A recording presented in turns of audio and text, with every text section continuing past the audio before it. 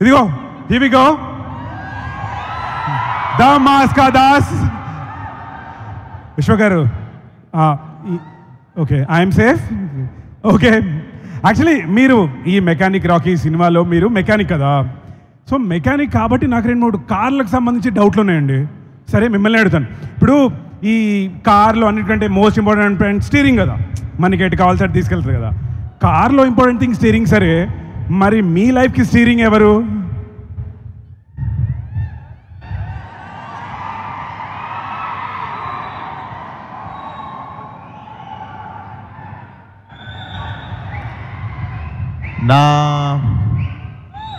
నా లైఫ్కి స్టీరింగ్, తాళం చెయ్యి, ఎక్సిలేటర్, గేర్ అన్నీ నేనే, తప్పదు. సరే మా వాళ్ళందరి కోసం మీరు కాకుండా చెప్పండి స్వామి. నేను కాకుండా అంటే స్టీరింగ్ ఇంకా వాళ్ళే. అరే వా, వెరీ గుడ్ ఆన్. సరే సెకండ్ క్వశ్చన్, ఈ కారు బరువును మోసే టైర్లు ఉంటాయి, అలా మిమ్మల్ని మోసే మై ఫ్యామిలీ.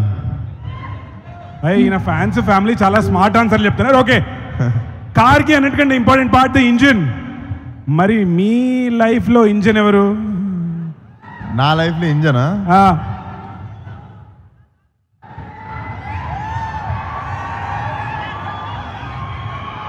అదే అదే ఆన్సర్ వచ్చేసింది కదా, చెప్పండి చెప్పండి. సార్ అంత గ్యాప్ ఇస్తే చాలా డౌట్స్ వస్తాయి, తొందరగా చెప్పండి. ఎత్తుక్కుంటున్నా ఇంజన్, ఇంకా ఎత్తుక్కుంటున్నా. ఇంకా ఎత్తుకుంటున్నారా? యా, నీకు దొరికితే చెప్పు, ఫిక్స్ చేసుకుంటా. అరే నాకు చాలా మంది కనిపిస్తున్నారండి ఇక్కడే. వాళ్ళకి ఆల్రెడీ ఉన్నట్టున్నాయి ఇంజన్లు, మనకెందుకు చెప్పు. మీరు బాగా ప్రిపేర్ అయ్యి వచ్చారు సార్. అవును కదా, నా క్వశ్చన్ పేపర్ ఇంటికి పంపారు మీరు, అందుకే ప్రిపేర్ అయ్యి వచ్చిన. సరే ఇంకో క్వశ్చన్, సరే ఇది కాదు, అడుగు నువ్వు ఇంట్రెస్టింగ్ అడుగు. నువ్వు ఇంట్రెస్టింగ్ అడగకుండా కారు ఇంజన్లు పక్కన పెట్టేద్దాం. టెల్ మీ సంథింగ్, అంటే మీరు అసలు ఈ ఒకవేళ సైలెన్సర్ గురించి అడగ అంతే.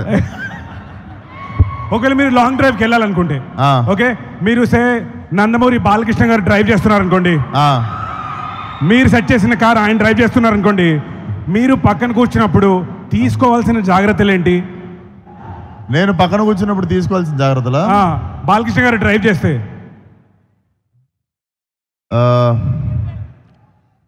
ఇంకొక డ్రైవర్ని పెట్టుకోవడం. ఎందుకంటే మేము ఇద్దరం డ్రైవింగ్ చేయం, ఆన్ ద వీల్స్ వేరే పని చేద్దామని. బెటర్ కదా, ఆయన కారోబార్. లే చిచ్చి ఏంటో మాట్లా. సారీ అండి, సారీ, నాతో చెప్పించారు కదా. సరే ఒప్పుని same question, okay, same setup. ఒకవేళ మీరు పక్కన సీట్లో కూర్చొని డ్రైవింగ్ సీట్లో మా ఎన్టీఆర్ అన్న ఉంటే,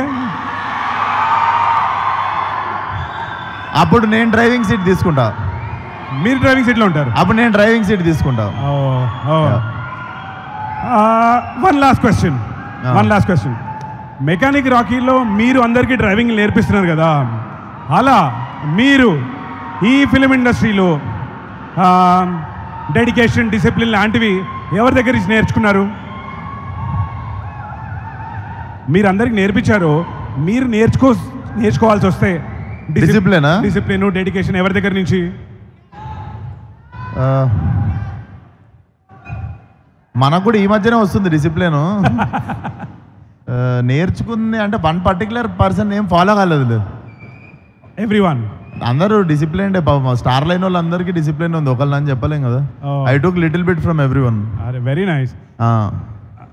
అండ్ ఈమె దగ్గర కొంచెం డిసిప్లిన్ నేర్చుకున్నా. ఈమె సెట్లు అందరికంటే ముందు వస్తుంది. పాపం ఈ రోజు కూడా ఈవెంట్కి జల్ది వచ్చింది. సో శ్రద్ధ శ్రీనాథ్ దగ్గర కూడా కొంచెం నేర్చుకున్నా discipline. Very nice, very nice. అరే శ్రద్ధ కోసం క్లాప్స్ కొట్టాలప్ప మనం. ఇంకొక క్వశ్చన్, మెకానిక్ రాకీలో కూడా సూపర్ స్టెప్లు వేశారు కదా.